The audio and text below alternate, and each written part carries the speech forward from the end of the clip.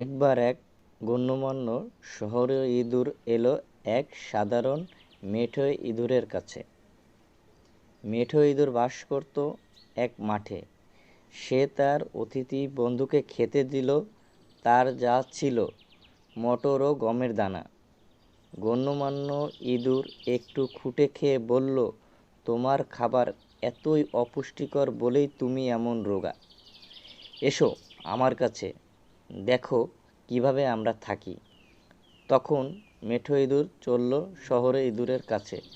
রাতের জন্য তারা মেঝের নিচে অপেক্ষা করতে লাগলো। বাড়ির লোকেরা এসে খেয়ে চলে গেল। তখন শহরে ইঁদুর তার অতিথি বন্ধুকে খাবার ঘরে নিয়ে চলল এক গর্ত দিয়ে। তারা দুজনে চড়ে বসল টেবিলের উপর। সাধারণ মেঠো ইঁদুর জীবনে কখনো এমন ভালো খাবার চোখেও দেখেনি।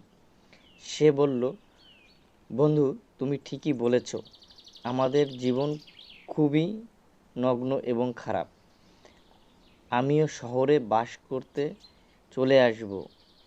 এ কথা বলতে না বলতেই টেবিল কেঁপে উঠল, আর দরজা দিয়ে মোমবাতি হাতে নিয়ে ইঁদুর ধরতে বাড়ির লোক ঢুকে পড়ল।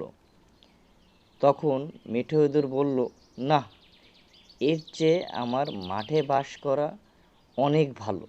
সেখানে এমন মিষ্টি খাবার নেই ঠিকই, তবে এমন ভয়ের কারণও নেই। এই গল্প থেকে এটাই বোঝা গেল যে জীবনযাপন সাধারণ হলেও তাতে ভয়ের কোনো কারণ নেই।